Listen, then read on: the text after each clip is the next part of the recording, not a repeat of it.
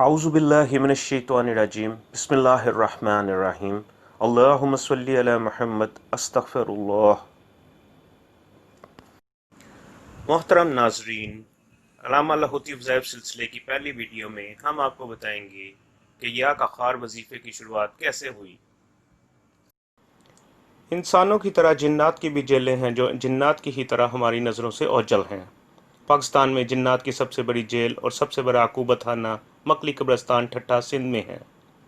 अल्लामा लाहौती पुरस्रारी फरमाते हैं, जेल क्या है? एक बहुत बड़ी पहाड़ियों के दरमियान मीलों फैली हुई वादी है जिसके इर्द गिर्द एक ताकतवर हिसार और जिन्नात की ताकतवर फौज है। ठट्ठा की इसी कदीमी जेल और जन्नात का कुबतखाना जहाँ बदमाश और शरीर जिन्नात को कैद किया जाता है और उनको सजा दी जाती है। अल्लामा लाहौती पुरस्रारी फरमाते हैं, मुझे एक जिन दोस्त के ज़रिए पैगाम मौसूल हुआ कि ठट्ठा की जिन्नाती जेल के एक कैदी जिसका नाम हाफिज़ अब्दुल्ला है, उसने कुरान मजीद ख़त्म किया है। उसकी ख्वाहिश है कि आप ख़त्मुल कुरान में बरकत के लिए चंद अल्फाज बयान करें और दुआ कराएं।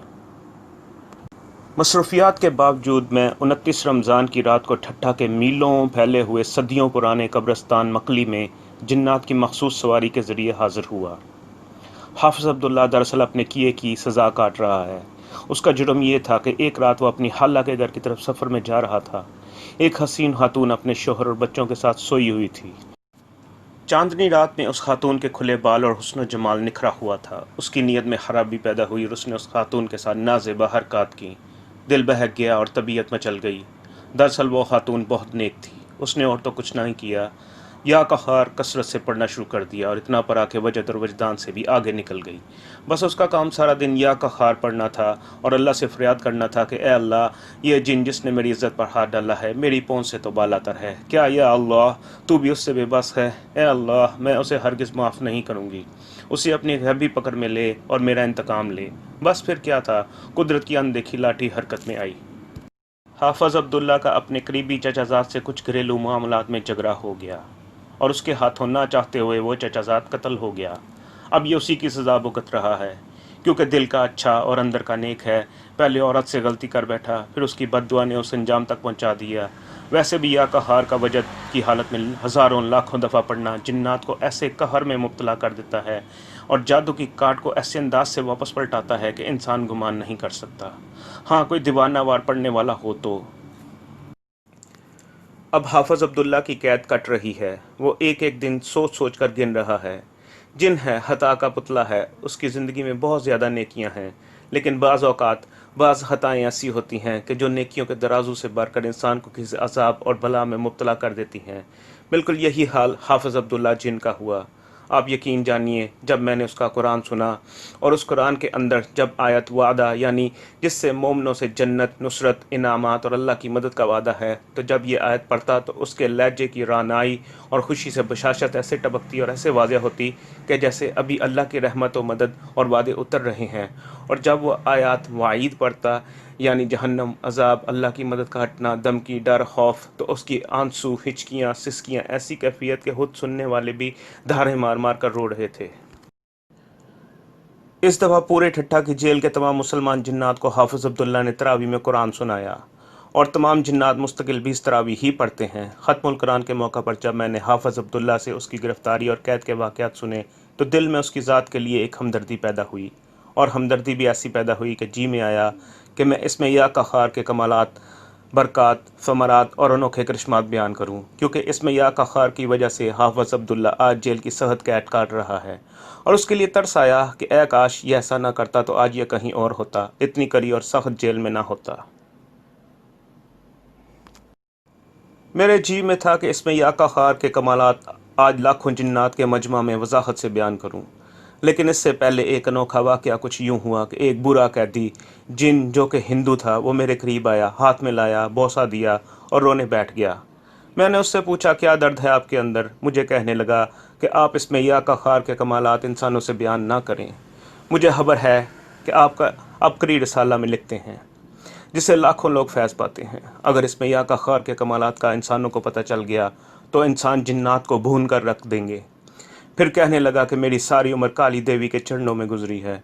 एक जुर्म की पादाश में यहाँ लाकर कैद कर दिया गया हूँ। मैं कलकत्ता के करीब का रहने वाला हूँ کیونکہ انسانوں کے درمیان ملکوں کی سرحدیں ہیں، ہمارے ہاں ملکوں کی کوئی سرحدیں نہیں ہیں۔ ہمارے لیے پوری دنیا، سارے ملک، سارے صوبے ایک ہی ملک کی مانند ہیں۔ ہمارے ایک بہت بڑے پنڈت تھے جو کہ انسان تھے، اور یہ بات اس دور کی ہے جب محمد شاہ رنگیلے کا دور تھا۔ وہ پنڈت اپنے علوم اور کمالات میں ایسا ماہر تھا کہ بادشاہ محمد شاہ رنگیلہ اس کی ایسی قدر کرتا تھا کہ شاید ماں کی بھی کم کرتا ہو۔ محمد شاہ رنگیلہ جہاں اپنے رنگیلے کردار کی وجہ سے رنگیلا تھا، لیکن اس میں ایک خوبی تھی جو کم بادشاہوں میں تھی کہ وہ صاحب کمال کوئی بھی شخص ہو اور کسی بھی فن کا ہو، اس کا بہت بڑا قدردان تھا۔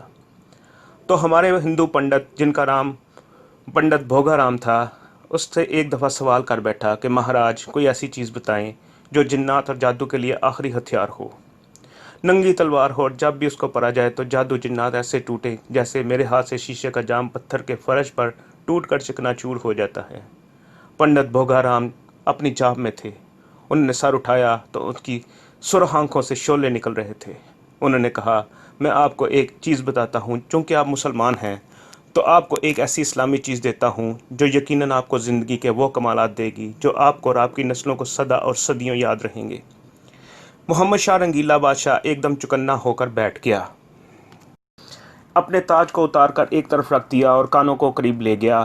تو پنڈت بھوگا رام بولا، شہنشاہ اعظم، آپ کے قرآن میں ایک لفظ ہے قہار۔ یہ ایک ایسا لفظ ہے جس کو آپ جب بھی پڑھیں گے تو یہ شریر اور بدکار جنات اور جادوگروں پر ایک ننگی تلوار ثابت ہوگا۔ آپ کے اوپر کسی نے جادو کر دیا ہو، کوئی جن آپ کے گھر اور دولت کا دشمن ہو اور آپ چاہتے ہو کہ اس سے چھٹکارا مل جائے، تو ہرگز ہرگز پریشان نہ ہو، آپ فوراً اس نے یا قہار کو اپنی زندگی کا ساتھی بنا لیں۔ پاک ناپاک ہر وقت اس کو وجد کی حالت میں پڑھیں، یعنی ڈوب کر پڑھیں اور بے قراری اور بے چینی سے پڑھیں۔ بس جب آپ پڑھیں گے تو آپ کو اس کا کمال ملے گا، تھوڑے عرصے میں یا زیادہ عرصے میں، لیکن کمال ضرور ملے گا۔ وہ ہندو بورا جن کہنے لگا۔ یہ گفتگو میں نے خود سنی، اور اس کے بعد محمد شاہ رنگیلے نے اپنے بڑے دربار میں یہ واقعہ سب کو سنا دیا۔ اس کے دربار میں ہندو بھی تھے، مسلمان بھی تھے اور سکھ بھی تھے۔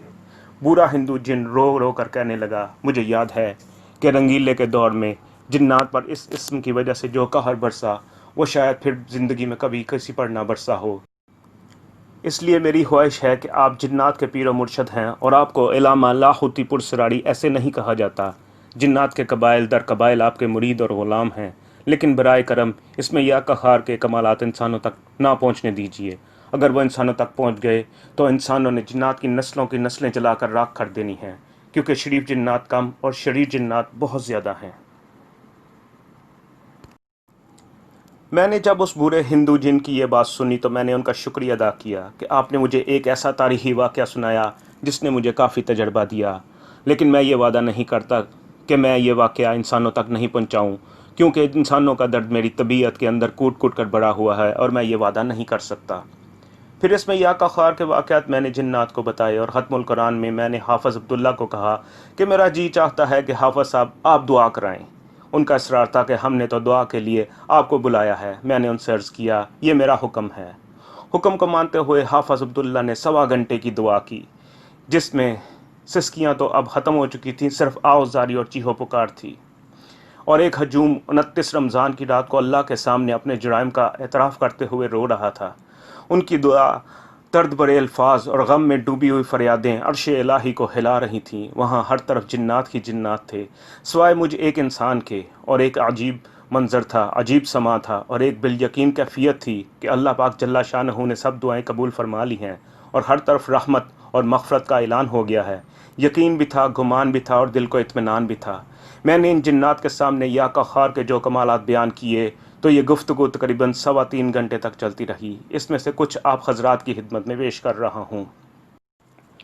وہ خاص عمل جو یا قہار کے سلسلے میں نے لاکھوں جنات کے ہجوم میں بیان کیے، ان میں سے ایک یہ ہے کہ جو شخص یا قہار کو جدا جدا حروف میں لکھے، یعنی یا علیحدہ، الف علیحدہ، کاف علیحدہ، ہا علیحدہ، پھر الف علیحدہ، اور پھر رے علیحدہ، اور پھر اسی طرح دوسری دفعہ، اس طرح کل 41 دفعہ جدا جدا حرف میں کالی سیاہی جو کہ پانی میں گھلنے والی ہو اس سے لکھے، اور پھر اس کو تعویذ بنا کر گلے میں ڈال لے، پی بھی سکتا ہے، اپنے تکیے کے اندر بھی رکھ سکتا ہے۔ جو پرانے جادو کا مارا ہوا ہو، نظر بد کا ڈسا ہوا ہو، اور جنات کا بہت متاثرہ ہو، یا ایسے گھر جن میں جنات آگ لگا دیتے ہوں، کپڑے کاٹ دیتے ہوں، کپڑوں پر خون کے یا گندی چیزوں کے نشان ڈال دیتے ہوں، या घर में जगह जगह पखाना और पेशाब कर देते हों, या आवाज़ें आती हों, या घर भर को सोने ना दिया जाता हो, घर में बीमारी, परेशानी, एक मुश्किल से निकलना और दूसरी में गिरफ़्तार होना, और दूसरी से निकलना और तीसरी में गिरफ़्तार होना, ऐसे तमाम मामलात में या कखार का 41 दफ़ा का लिखा हुआ नक्श नहायत मुअस्सर और आजमूदा है। आपके लिए ये एक अनोखी बात होगी कि जिन्नात भी एक दूसरे पर बहुत जादू करते हैं। मुझे एक आलिम जिन जो कि सहारनपुर के एक बड़े मदरसे में पढ़े थे, उन्होंने बताया या कखार का ये नक्श जब तक हम अपने घरों में लगाए रखते हैं, किसी जिन का जादुई वार हमारे ऊपर असर नहीं करता।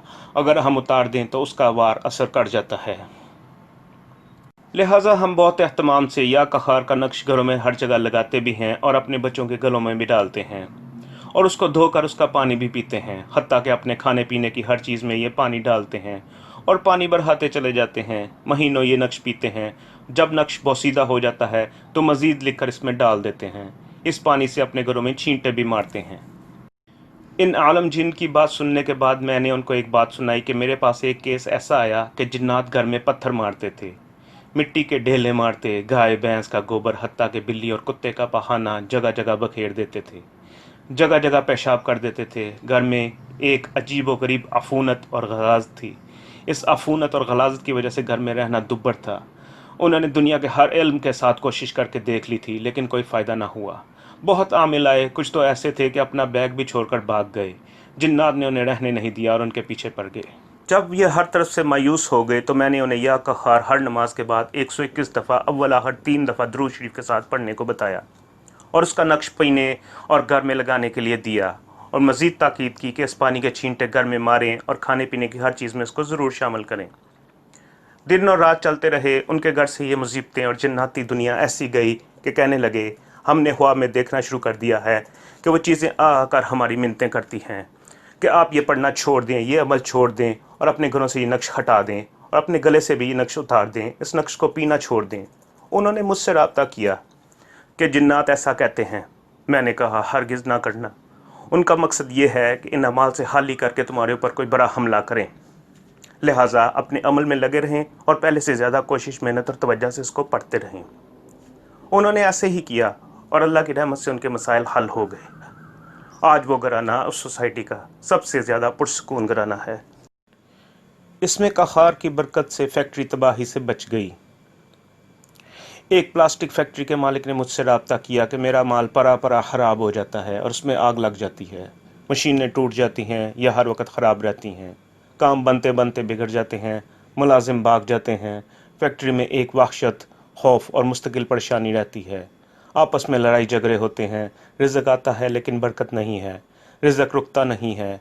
बाज़ औक़ात फैक्ट्री में रहने वाले मुलाजिम तरह तरह के अनोखे वाक़या देखते हैं कि कहीं बेर है, कहीं बकरी है, कहीं कुत्ते हैं और मुस्तकिल आपस में खेल रहे हैं। जब करीब जाते हैं तो वो चीज़ें गायब हो जाती हैं। मज़ीद कुछ लोगों ने तो यहाँ तक देखा कि कोई मैयत है, उस पर बहुत से लोग रो रहे हैं। ख़वातीन खुले बालों के साथ बयान कर रही हैं। उनका रोना इस हद तक बढ़ जाता है कि खुद देखने वाले को भी रोना आ जाता है और वह हकीकत को भूल जाता है ये सब कुछ हकीकत है या धोखा है। वो रोते रोते दीवाना हो जाता है और जब करीब जाता है तो कुछ भी नहीं होता। वो हैरान होता है। दूर से कहकों की आवाज़ आती है और ये आवाज़ आती है कि इस जगह को छोड़ जाओ, यहाँ बहुत पहले हमारा मंदिर होता था, फिर उसको लोगों ने मस्मार कर दिया, अब इस जगह फैक्ट्री बन गई, लिहाजा अब तुम्हारी खैर इसी में है कि इस जगह को छोड़कर यहाँ से चले जाओ। मुलाजम बीमार हो जाते हैं। उनको ऐसी तकलीफ़ें शुरू हो जाती हैं जो किसी दवा से ठीक नहीं होती। वो तंदुरुस्त नहीं होते, मुस्तकिल बेचैन बेकरार रहते हैं। शफा याबी की कोई उम्मीद नज़र नहीं आती। अब तो मामला यहाँ तक हो गया है कि जो इस फैक्ट्री में काम करते हैं उनके घर बीमार हो जाते हैं। बच्चे बीमार, बीवी बीमार, घर में झगड़े, परेशानियाँ शुरू हो जाती हैं और सब मुलाजमों के दिल में ये बात बैठा दी गई है कि जो यहाँ रहेगा बर्बाद रहेगा, यहाँ से छोड़ जाने में ही आफियत है। लिहाजा सब मुलाजम इस बात का अज़म किए हुए हैं कि वो हमें यहाँ से छोड़कर चले जाना चाहिए, और बहुत से छोड़ गए हैं और बहुत से छोड़ने की तैयारियों में हैं। ये गमनाक केस जब मेरे सामने आया तो मैंने या कखार लाखों की तादाद में पढ़ने का कहा और फिर उसके नक्श लगाने, पीने और पहनने को कहा। हत्ता कि हर मशीन के ऊपर 41 दफ़ा का ये नक्श चिपकाएँ और जो मुलाजम नमाजी हैं उनसे कहें कि वो या कखार मुसलसल पढ़ें, और जो बेनमाजी हैं उनको नमाज की तरगीब दें और इनसे भी कहें कि ये पढ़ें। میں نے سارے جنات کو متوجہ کر کے دعوے سے یہ بات کہی کہ یہ عمل جب میں نے انہیں بتایا تو صرف 5 ہفتے کی محنت کرنے سے فیکٹری کے اندر ایک دھماکہ ہوا اور بہت ساری مٹی اڑی اور چیخو پکار شروع ہو گئی۔ انہوں نے حیران ہو کر دیکھا تو کچھ نہیں تھا۔ مٹی کا ایک بہت بڑا غبار دھماکے کے بعد ساری فیکٹری پر چھا گیا۔ وہ میرے پاس پہنچے، میں نے جنات کو تحقیقات کے لیے بھیجا تو پتہ چلا کہ وہ سب جن جل گئے اور ان میں ایک بہت بڑا دیو تھا جو ان کا سربراہ تھا۔ یہ اس کے جلنے اور مرنے کی نشانیاں تھیں اور یہ چیخو پکار اسی کی تھی۔ یوں اس میں قہار کی برکت سے یہ فیکٹری تباہی سے بچ گئی۔